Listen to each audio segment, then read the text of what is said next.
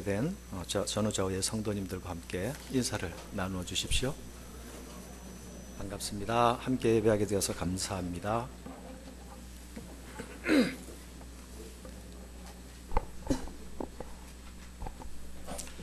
잠시 다시 기도드리겠습니다. 하나님 아버지, 이 시간 주께서 우리 가운데 오셔서 말씀하여 주시고 우리의 심령을 열어주시며 우리의 귀를 열어주시어서 우리의 영혼의 지각이 가동하여 주의 말씀을 들을 수 있는 그 능력을 주께서 허락하여 주시기를 간구합니다. 말씀이 들려질 때에 우리 안에 깨달음이 있어지고 성령께서 그 가운데 일하심으로 또한 우리에게 적용이 이루어지는 복된 한 시간이 되게 도와주시옵소서. 예수님 이름으로 기도드립니다. 아멘.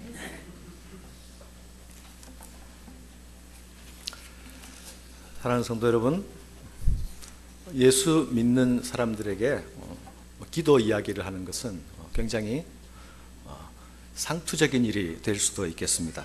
그만큼 우리가 신앙생활이라는 것을 시작할 때부터 기도를 접하게 되었고 또 지금 이날까지 기도라는 것을 해오고 있기 때문이죠.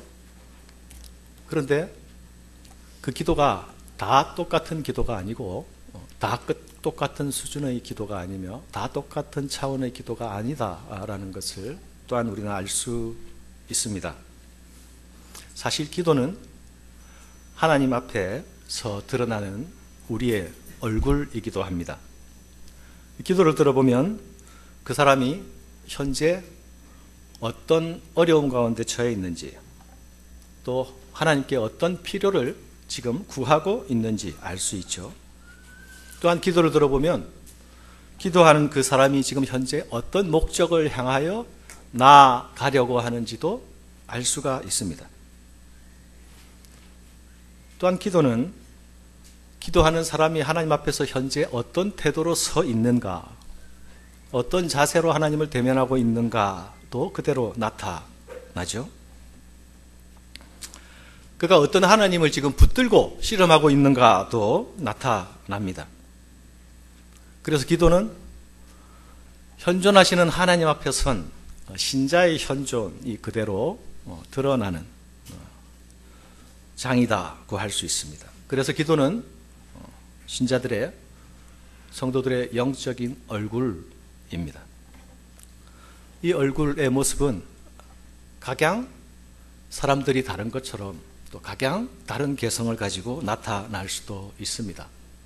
그런데 오늘 우리는 바울의 기도를 통해서 목회자 바울이 에베소 교회 교인들을 향하여서 간절하게 간구하는 내용이 무엇인지를 살피면서 우리 기도의 핵심의 축이 무엇이 되어야 할 것인지를 스스로 한번 생각해보는 그런 시간이 되기를 바랍니다.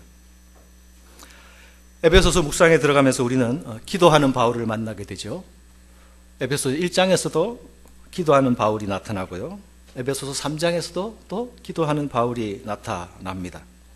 바울은 말 그대로 기도의 사람이었죠. 갇힌 중에서도 기도하고 지금 흩어져 있는 교회들을 향하여 편지를 쓰면서도 기도합니다. 그 편지의 내용을 보면 흩어져 있는 모든 교회들에서 들리는 소식을 들을 때마다 바울은 그 소식을 가지고 감사하기도 하고 또한 기도하기도 하는 것을 볼 수 있습니다. 에베소서 1장 16절에 보면 이렇게 나타나고 있죠. 내가 기도할 때에 기억하며 너희로 말미암아 감사하기를 그치지 아니하고. 바울은 에베소 교회 성도들의 소식을 들을 때마다 그 소식을 가지고 감사하고 또 그 성도들을 위해서 기도했습니다. 에베소서 1장에 나타나는 그의 기도는 무엇이었습니까? 하나님, 그곳 성도들이 하나님을 알게 되기를 원합니다. 그러니 그들에게 지혜의 영과 계시의 영을 허락해 주시옵소서. 하나님, 에베소 교인들이 하나님의 부르심의 소망이 무엇인지를 알기를 원합니다. 그러니 그의 눈들을 밝혀주셔서 그 소망을 바라보게 해 주십시오. 하나님, 그 성도들이 기업의 영광의 풍성이 무엇인지를 알기를 원합니다. 하나님, 그들이 하나님께서 우리에게 베푸신 능력의 지극히 크심이 무엇인지를 알기를 원합니다. 이런 기도를 그가 에베소 성도들을 기억하면서 그 소식을 들을 때에 드렸다는 것을 1장에서 확인하게 됩니다. 바울은 공간적으로는 에베소 교인들과 떨어져 있는 사이지만, 그러나 그럼에도 불구하고 성령 안에서 기도로 그들과 교통하는 특권을, 성도의 특권을 지금 누리고 있습니다. 바울은 물리적으로 떨어지고 격리되어 있는 상황 가운데서 기도를 통하여 교회들과 연결되어 있었습니다. 사랑하는 성도 여러분, 우리 성도들은 언제나 같은 공간에 머물러 있을 수는 없습니다. 교회는 함께 모였다가 또한 흩어지는 것입니다. 흩어지는 교회가 있고 모이는 교회가 있습니다. 우리는 함께 모이게 될 때에 흩어진 교회로 살기 위한 힘을 공급받고, 또한 각자가 흩어져서 살 수 있게 하기 위하여서 서로가 서로를 지지해주고 격려하며, 또한 우리가 함께 싸우는 자라는 것을 확인하면서 서로를 위해 기도할 거리를 얻고 돌아가게 되는 것입니다. 그런 의미에서 성도들은 복음 때문에, 그리스도 때문에, 예수 때문에 서로 묶여 있는 존재들이다, 이렇게 말할 수 있겠죠. 바울의 표현을 빌리면 평안에 매는 줄로 묶여 있는 존재들, 성령의 하나 되게 하신 것을 지키면서 그 안에서 서로 결박되어 있는 존재들입니다. 이것은 우리가 그리스도 밖에 있을 때에 나 아닌 다른 사람과 관계없이 오로지 내 스스로 나의 독립과 나의 자유를 구가하던 그런 삶의 방식을 버리고 분리의 삶의 방식, 독립의 삶의 방식을 버리고 그리스도 안에서 그 사랑에 속박되고, 또한 그 사랑 안에서 함께 부르받은 성도들끼리 서로 묶여지는 그 삶으로 우리가 부르심을 받았다는 것을 우리가 확인하게 되는 것입니다. 우리가 교회에서 주일 점심 먹은 후에 소위 교제 시간을 가지죠. 그죠? 이 교제 시간을 가지는 가장 근본적인 이유는 성도의 나눔, 성도의 교제를 위해서이죠. 이 성도의 나눔은 소위 우리의 가십거리를 위해서가 아닙니다. 구역으로 모일 때나 두레로 모일 때나 기관으로 모일 때도 마찬가지죠. 그것은 거룩한 성도의 교제를 실천하는 장이며, 또한 그것은 우리가 하나님께서 우리에게 허락하신 그 평안에 매는 줄로 서로 묶여 있다는 것을 다시 확인하고 돌아서서 헤어질 때에 성령 안에서 교제할 수 있기 위해서 필요한 것입니다. 오늘 본문은 바울이 내가 너희를 위하여 기도한다 이렇게 시작하지 않죠. 대신에 내가 무릎 꿇고 비노니로 시작합니다. 유대인들의 일반적인 기도 모습은 무릎 꿇고 기도하는 모습이 아니었죠. 서서 기도하는 것이 일반적인 모습이었습니다. 손을 들고 하늘을 향해 기도하는 것이 일반적인 모습이었습니다. 그런데 지금 바울은 무릎 꿇고 기도한다고 말하고 있습니다. 이것은 바울이 지금 이 기도를 드리는 이 순간에 특별한 간절함을 가지고 하나님께 나아가고 있다는 것을 말해주고 있죠. 우리는 다양한 모양으로 다양한 상황 속에서 기도할 수 있습니다. 그러나 때로는 무릎을 꿇고 기도 드려야만 할 때가 있습니다. 그럴 수밖에 없는 상황도 있습니다. 누가 그렇게 시키지 않더라도 하나님 앞에서 우리 내면의 절박성과 하나님에 대한 간절한 신뢰를 나타내는 모습이 무릎 꿇음의 모습으로 나타나는 것입니다.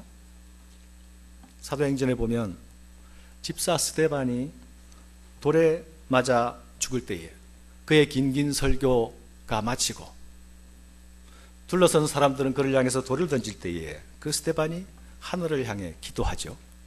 근데 그 모습이 서서 하늘을 향해 기도하는 것이 아니라 무릎 꿇고 하늘을 향해 기도했습니다. 바울이 이 에베소 교인들을 위하여서 무릎 꿇는 간절함으로 기도하고 있는 내용이 무엇입니까? 그 첫 번째가 능력을 구하는 기도입니다. 1장에서도 바울은 하나님의 능력의 지극히 크심을 그들이 알게 해 주십시오라고 기도했습니다.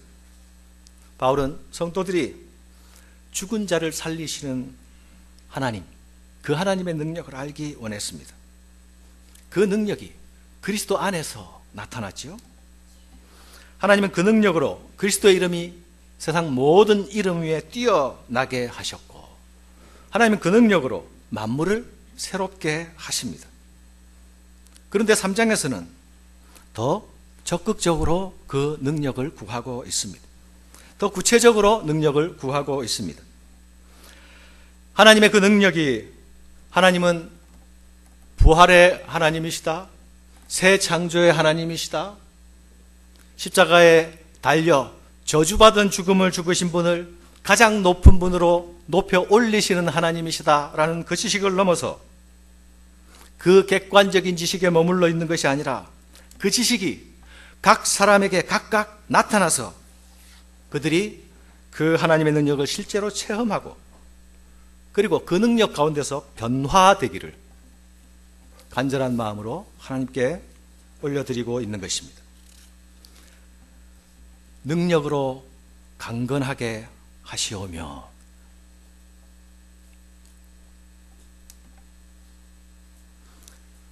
바울은 에베소 교인들이 능력으로 강건하게 되기를 간구하고 있습니다.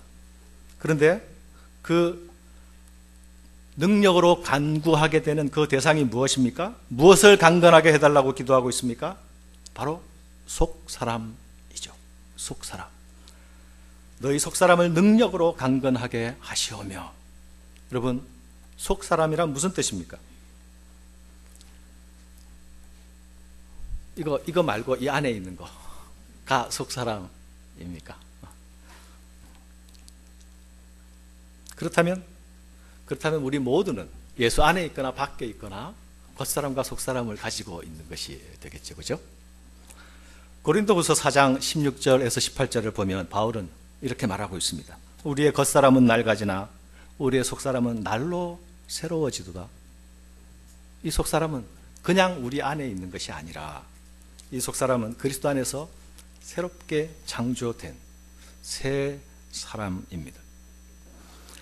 여기서 겉사람과 속사람이 비교되어서 나타나고 있죠. 겉사람은 우리가 타고난 육신을 말하는, 이 육신은 태어나는 순간부터 늙어가는 것이죠. 그 영어의 표현이 아주 정확한 것 같아요. 너 얼마나 늙었니? 그죠? 1년 늙었어요. 10년 늙었어요. 35년 늙었어요. 우리 몸은 점점 낡아지고 점점 닳아 없어지지만 속사람은 그렇지 않죠. 겉사람은 날로 후퇴할지라도 속사람은 날로 새로워져 갈 수 있습니다. 그리스도인의 궁극적인 소망은 우리의 몸의 부활이 아닙니까? 예수께서 다시 오실 때에 우리는 그것을 경험하게 될 것입니다. 우리가 그 몸의 부활이라는 선물을 받을 때까지는 우리의 속사람이 하나님의 능력으로 날마다 강건해져야 하는 것입니다. 바울이 간절함으로 기도하고 있는 것은 바로 이것이 우리 성도의 선택사항이 아니라 그래도 되고 안 그러면 말고가 아니라 그래야만 하는 일이기 때문에입니다. 속사람의 강건함이 없이는 어떤 누구도 건강하고 정상적인 그리스도인으로 살아갈 수가 없습니다.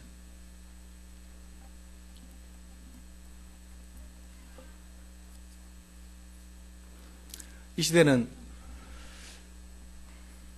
어떤 시대와 비교할 수 없는 몸의 시대라고 할 수 있습니다. 그죠?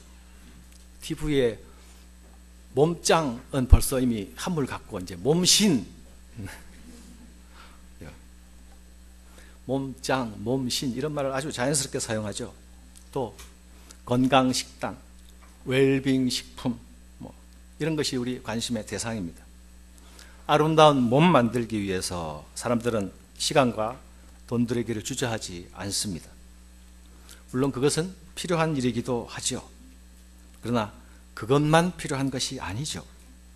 우리는 속 사람의 건강을 챙겨야 하는 사람들입니다.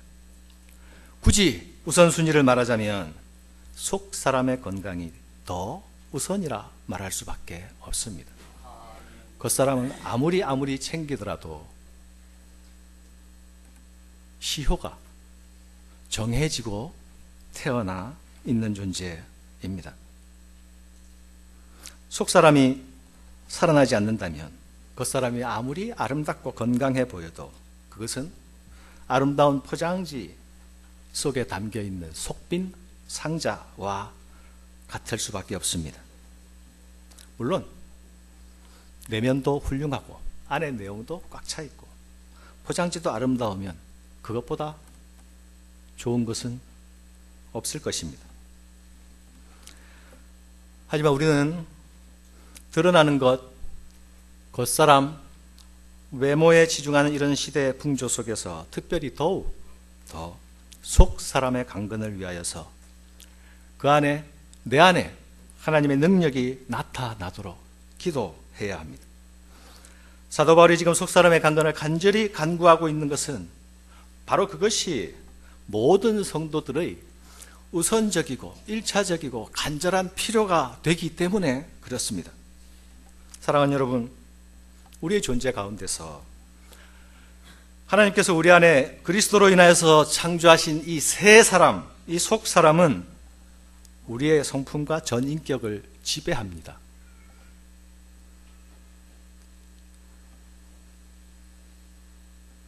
이 속 사람이 자라나고 강건해지는 것은 우리가 우리의 내면이 천국 백성에 합당한 자로 옷을 갈아입는 작업이 되는 것입니다. 사도 바울이 속 사람의 강건을 강구할 때에 성령으로 말미암아라는 말을 사용하고 있습니다. 성령으로 말미암아. 이것은 몇 가지 의미를 가지고 있습니다. 첫째로 성령으로 말미암아 주시는 능력은 우리 자신을 과시하게 하여 주시는 능력이 아닙니다. 세상에는 능력을 추구하는 사람들이 많죠. 사도행전에 보면 마술사 시몬이 능력을 돈 주고 사기를 원했죠. 세상이 추구하는 능력은 자신을 남들과 차별화시켜서 자기 우위를 확보하려는 데에 있습니다. 그런 능력은 결과적으로 사람들을 지배하고 자신을 승리감에 도취시키게 하는 결과를 낳습니다. 결과적으로 파괴된 세계 가운데서 더욱 파괴적인 사람으로 만듭니다. 그러나 성령으로 말미암아 성령께서 주시는 능력은 우리를 하나님께로 더 가까이 다가서게 하는 능력입니다. 하나님의 마음 가운데로 더 깊이 나아가고 우리 자신의 내면의 비참을 더 깊이 인식하게 하는 능력입니다. 이 능력을 입게 되면 자기 신뢰와 자기 과시적인 존재로 태어난 우리들이 더욱 하나님 의존적인 존재로 변화되게 되는 것입니다. 그래서 바울의 기도는 성령으로 말미암아 속사람을 강건케 이렇게 나타나고 있는 것입니다. 또한 성령으로 말미암아라는 것은 예수 그리스도를 구주로 영접하고 태어난 생명이 다시 오시는 구주 앞에 설 때까지의 모든 과정을 성령께서 주도하시기 때문입니다.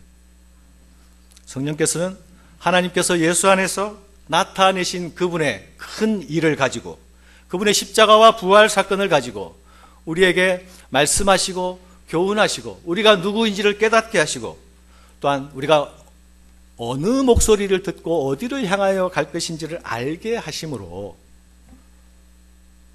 우리가 하나님을 향하여 나아가도록 계속 우리를 이끌어 가시기 때문입니다.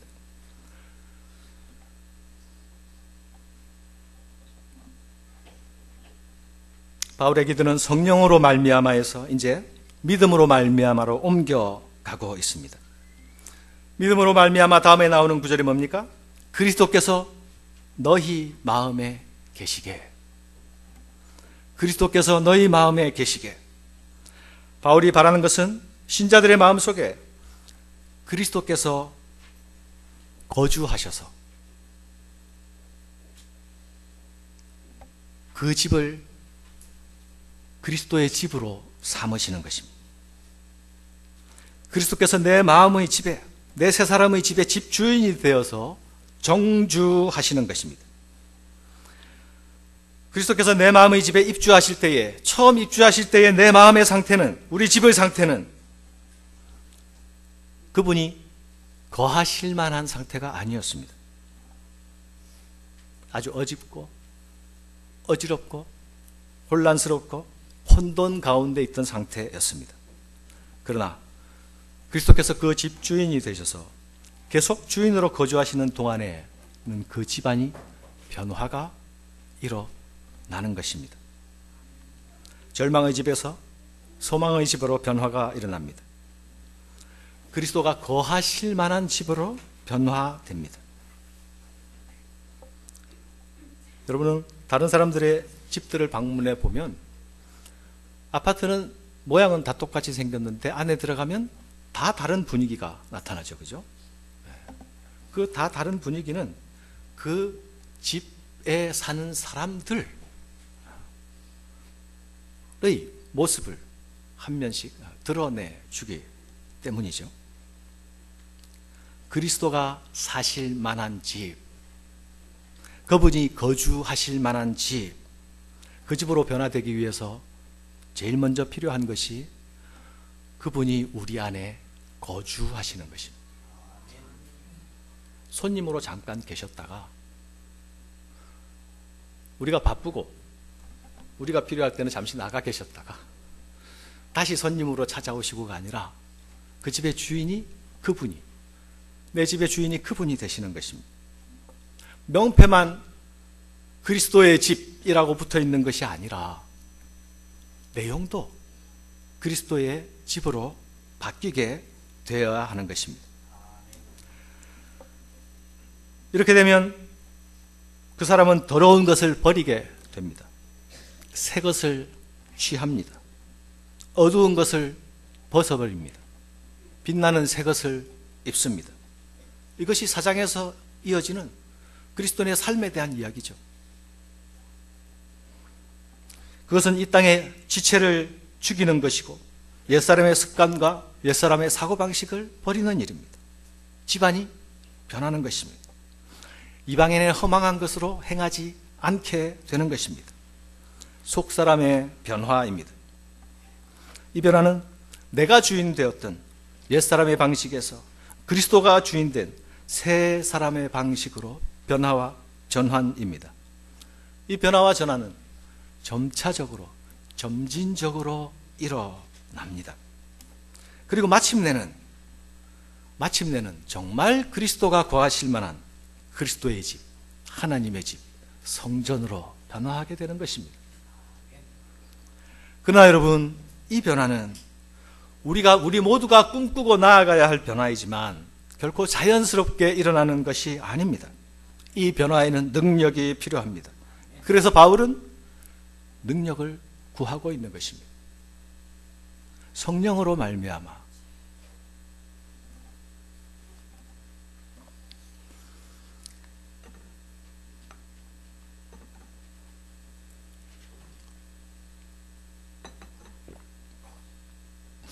사랑하는 여러분, 기도는 하늘과 땅을 이어가는 작업입니다. 성령의 역사는, 이 땅에 나타나는 성령의 역사는 기도의 헌신을 통하여 일어납니다. 성도는 땅에 속해 있는 연약을 인정하며 하늘에 속한 능력을 간구합니다. 성도는 땅에서 하늘을 향해 나아가고 하늘에서는 성령으로 땅에 있는 성도들을 끌어올리십니다. 이 성도의 변화에 주도적으로 일하시는 분이 성령님이십니다.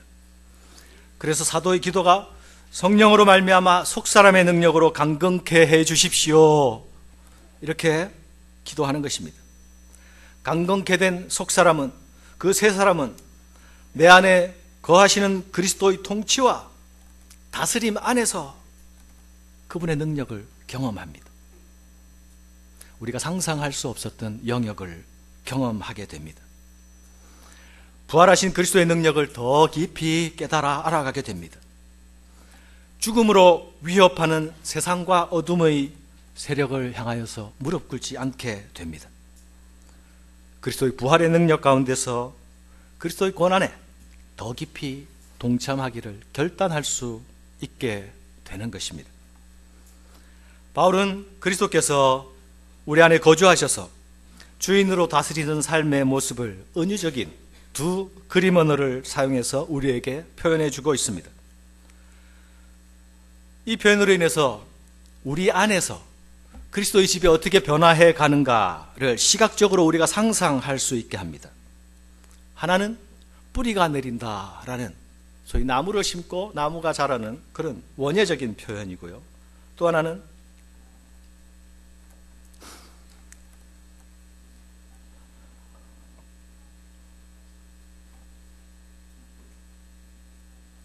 터가 굳어져서라는 건축과 관련된 언어입니다. 뿌리 깊은 나무는 바람에 쓰러지지 않죠. 바람은 불지만 나무를 쓰러뜨리지 못하죠. 오히려 바람은 그 나무의 뿌리가 더 깊고 넓게 뻗치는 데 조력자 역할을 하게 됩니다. 하지만 모든 나무가 그런 것은 아니죠. 태풍이 불고 난 다음에 산으로 올라가 보면 여기저기 쓰러져 있는 나무들을 보게 됩니다. 뿌리를 제대로 내리지 못한 나무들은 큰 바람이 불 때에 견디지 못하고 뿌리채 뽑히고 꺾여 버리는 것입니다. 그리스도가 우리 안에 계시되 손님으로 계시고 단지 법적인 호주, 명목상인 호주, 명패삼의 호주만으로 계실 때에는 이런 뿌리 내림을 기대할 수가 없습니다. 그분이 실제적인 주인으로 이 집의 주인 역할을 하시게 할 때에만 뿌리 내림이 이루어지는 것입니다. 또한 터가 굳어져서라는 용어를 사용하고 있죠. 집을 짓는 사람이 터를 닦지 않고 집을 짓는 법이 없습니다. 덜 다져진 집은, 덜 다져진 땅은 그 위에 집을 지을 때에 그 집이 무너진다는 것을 알기 때문이죠. 그래서 유럽을 가보면 어떤 건축물들은 250년 동안 터를 닦은 건축물도 있고 150년 동안 터를 닦은 건축물도 있고 이런 것입니다. 터 닦는 데 250년. 우리는 상상할 수가 없는 일이지만 그렇게 터를 닦는 것은 그만큼 튼튼하고 오래가는 구조물을 짓겠다라는 의지의 반영이 되겠죠.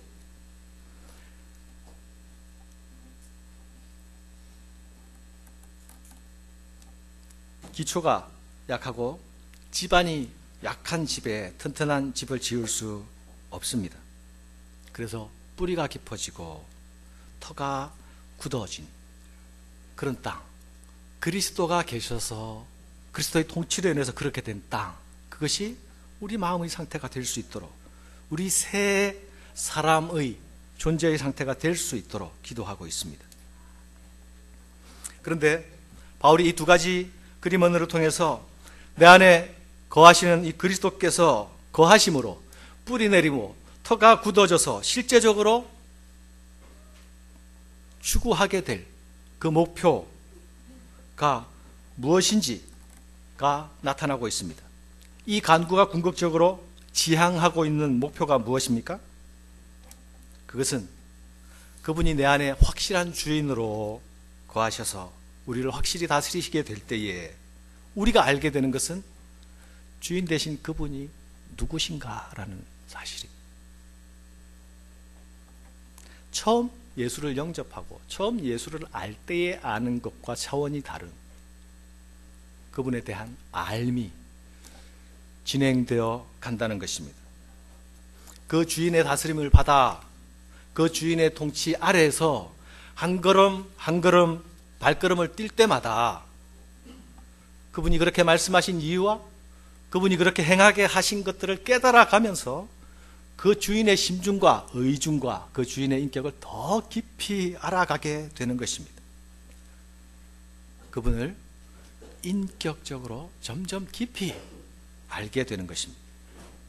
사랑하는 여러분, 우리가 알아가야 할 그 주인의 품성은 어떤 것입니까? 바울이 지금 말하려고 하는 것은 그것은 그리스도의 사랑입니다. 이것이 바울의 두 번째 간구의 내용입니다. 첫 번째 간구가 능력에 관한 간구라고 한다면 두 번째 간구는 사랑에 관한 간구입니다. 근데 사실은 이 간구는 더 크게 보면 능력에 관한 간구 안에 포함되어 있다고 볼 수 있습니다. 첫 번째 능력에 관한 간구가 하나님께서 받아들여지고 그 간구가 응답되어지면 자연히 두 번째 간구로 이어져 그것이 이루어질 수 있는 그런 관계이기 때문에 그렇습니다. 바울은 신자들이 그리스도의 사랑의 무한한 차원을 깨닫게 되기를 간구합니다. 어떻게 기도하고 있습니까? 지식에 넘치는 그리스도의 사랑을 알게 해 주십시오. 바울이 지금 이렇게 기도하고 있는 것은 이거를 읽게 되는 독자들이 예수님 안에 나타난 하나님의 사랑을 지금까지 알지 못했다는 말이 아니죠. 여러분들처럼 그것을 이미 들어 알고 있는 상태에 있습니다. 그런 자들을 향하여 다시 이 기도를 드리고 있습니다. 왜 그렇습니까? 그들은 아직 이 사랑의 크기와 깊이와 높이와 넓이가 얼마나 큰지 그것에 대하여서 자세히 알지 못하기 때문에 그것을 깨닫게 해 주십시오 라고 간절히 기도하는 것입니다. 여러분이 이 기도의 제목을 가지고 이 소원을 가지고 하나님 앞에 무릎을 꿇은 적이 있습니까? 또는 이 기도 제목이 여러분의 기도의 우선순위에 나타나서 하나님, 당신의 사랑의 깊이와 넓이와 높이와 깊이를 알기를 원합니다 하는 간구가 지속적으로 드려지고 있습니까? 이 간구는 주님이 우리를 부르실 때까지, 우리가 주님 앞에 설 때까지 계속 드려져야만 할 간구입니다. 우리가 그 사랑을 알아가면 더 알아갈수록 더 간절하게 구할 수밖에 없는 간구입니다. 그런데 이 기도는 앞에 드려졌던 기도와 연결되어 있습니다. 믿음으로 말미암아 그리스도께서 너희 마음에 계시게 하시었고 너희가 사랑 가운데 뿌리가 박히고 떡가 굳어져서 능히 모든 성도들과 함께 지식에 넘치는 사랑을 알고 우리 안에 거주하시는 그리스도 예수를 인해서 그분이 누구신지를 깊이 알아가는데 특별히 그분의 사랑을 알게 해주십시오 간구하고 있죠. 바울은 이 말을 지식에 넘치는 그리스도의 사랑이라고 표현하고 있습니다. 이 지식은 단지 머리로 아는 지식이 아니겠죠. 하나님의 위대한 사랑은 머리로만 아는 것으로 충분하지 않습니다. 그럴 수가 없습니다.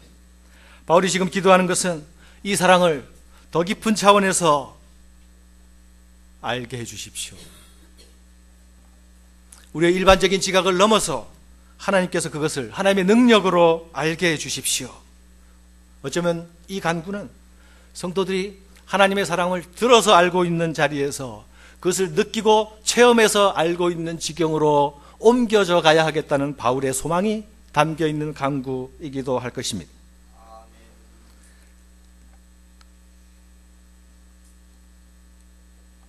그 사랑을, 더 깊은 사랑을 깨닫게 될 때에, 자신을 압도당하는 그 사랑 앞에 서게 될 때에 비로소 사랑에 매이게 되고, 비로소 스스로 사랑의 종이 되는, 그래서 사랑의 전파자가 될 수밖에 없는 그런 존재로의 전환이 자연스럽게 일어나게 되는 것입니다. 사랑하는 여러분, 이 하나님의 위대하신 사랑의 무한한 차원은 우리에게 어떻게 이해되며 우리에게 어떻게 측정될 수 있습니까? 이해될 수도 측정될 수도 없지 않습니까? 그런데 바울은 지금 이렇게 강구합니다. 그 너비와 그 길이와 그 높이와 길이의 어떠함을 깨닫게 해주십시오. 마치 그 사랑이 어떤 공간의 용적을 가지고 있는 것처럼, 그래서 우리가 그 공간의 용적을 인식하면 그 사랑을 알 수 있는 것처럼 그렇게 기도하고 있습니다.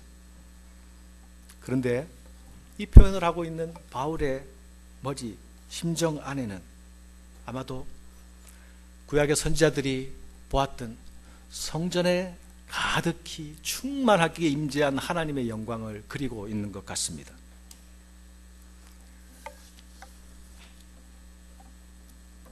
이미 바울은 이 기도 안에서 신자들의 내면에 예수님의 거주하심, 그리고 터의 굳어짐, 그리고 공간의 너비와 부피와 길이에 대해서 언급하고 있습니다.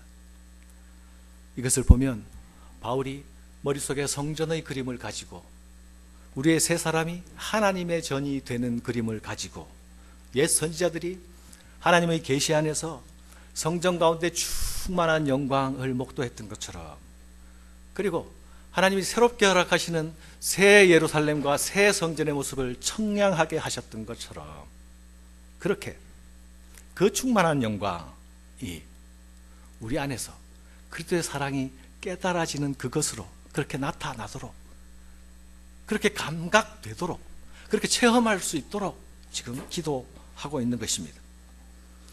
지금 바울은 체험주의, 신비주의에 호소하고 있는 것이 아닙니다. 사랑하는 여러분, 그리스도의 사랑이란 결코 머리로만 아는 지식이 아닙니다.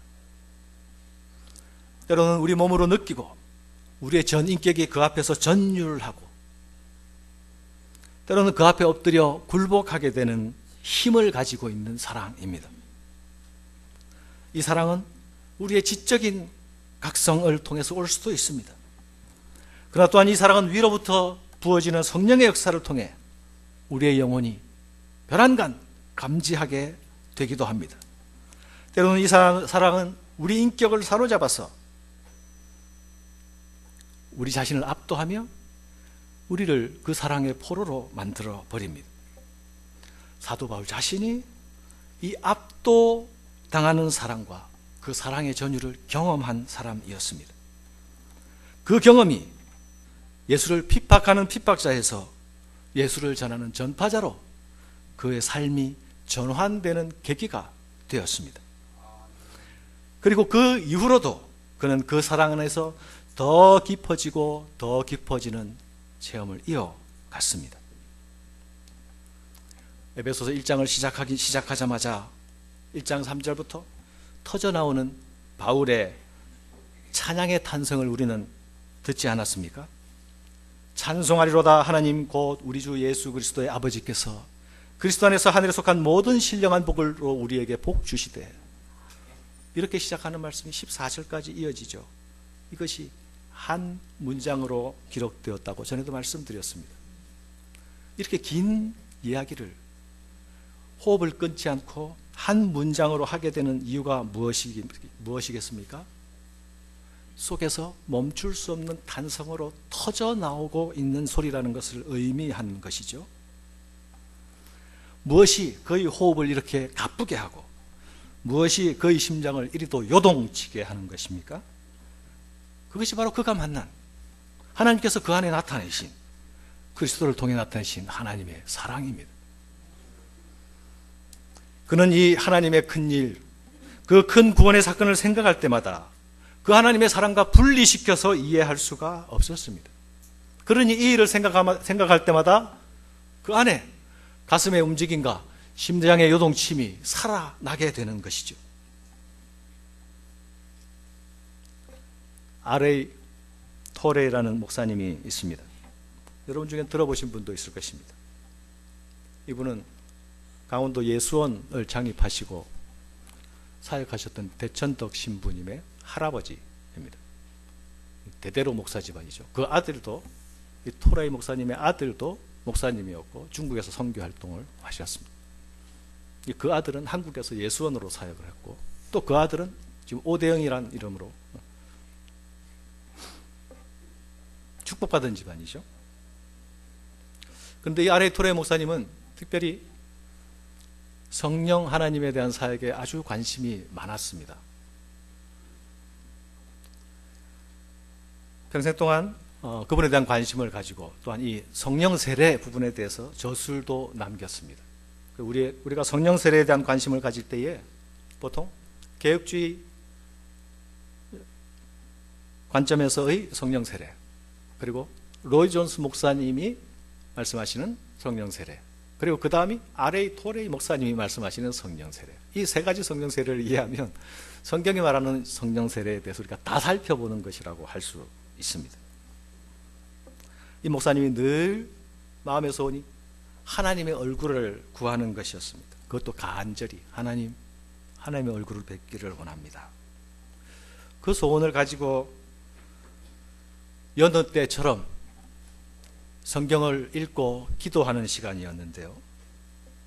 성경을 읽고 여느 때처럼 기도하고 있었는데 갑자기 하나님께서 자신을 향해 부어주신 그 사랑이 물밀듯이 밀려왔습니다. 그러자 이 목사님은 스스로 주체할 수가 없게 되었습니다. 그 주체할 수 없으면 하염 없는 울음으로 나타났습니다. 울고 또 울었습니다. 영혼의 요동침이 있었습니다. 그리고 결국 이 목사님은 하나님, 이제 그만 보여주세요. 그분의 사랑의 무게와 깊이가 얼마나 큰지 우리 인생으로서는 감지할 수 있는 영역을 넘어서죠. 그분의 사랑이 우리에게 다가올 때에 우리의 온 인격을 압도하죠. 이런 경험은 우리 신앙의 선배들이 공통적으로 경험해 왔던 경험입니다. D.L. 무디의 전기를 읽어보아도 그가 뉴욕의 밤거리를 걷다가 어느 순간 하나님께서 그를 찾아오셔서 그를 안아주는 경험을 하실 때에 그 황홀함을 견딜 수가 없어서 하나님, 이제 그만 이라고 말할 수밖에 없었습니다. 조나단 에드워드는 주일 사역을 마치면 말을 타고 가까운 숲속으로 들어갔습니다. 거기서 말씀을 묵상하고 돌아오곤 했는데요, 어떤 때는 이틀이 되어도 돌아오지 않을 때가 있었습니다. 그런데 그때에는 하나님께서 그를 특별히 사랑해 주셔서 그가 잠시 동안 시간과 공간을 잊어버리고 강력하게 하나님 앞에 붙들려 있었기 때문에 이틀의 시간이 가는지도 모르고 숲속에서 지내다가 오곤 했던 것입니다. 말씀을 맺습니다. 사랑은 이 사도의 편지 속에서 하나님이 어떤 분이신지, 또 하나님께서 우리를 불러서 무엇을 하려고 하시는 건지를 나타내는 용어입니다. 하나님 우리를 먼저 찾아오신 것도 사랑 때문이고, 하나님께서 우리를 자신의 작품으로 빚어 가시는 그 목표도 사랑 안에서 거하며 사랑을 행하는 삶을 사는 자리로입니다. 사랑하는 여러분, 교회 안에서 성도 간의 서로 사랑은 바로 하나님의 사랑에 응답하는 행위입니다. 그리스도인이 세상을 사랑으로 대해야 하는 것도 역시 하나님께서 세상을 사랑하셨기 때문입니다. 우리가 그 사랑에 사로잡히고 그 사랑이 우리의 생각을 지배하고 그 사랑이 우리의 행동을 지배하게 될 때에 우리는 하나님께서 만드시고자 하는 바로 그 새 사람, 그 속 사람의 자태를 마음껏 뽐낼 수 있게 될 것입니다. 하나님, 그 사랑의 높이와 깊이가 어떠함을 깨닫게 해 주십시오. 하나님, 당신의 충만으로, 모든 충만으로 충만케 되기를 원합니다. 이것이 우리의 기도가 되기를 간절히 바랍니다.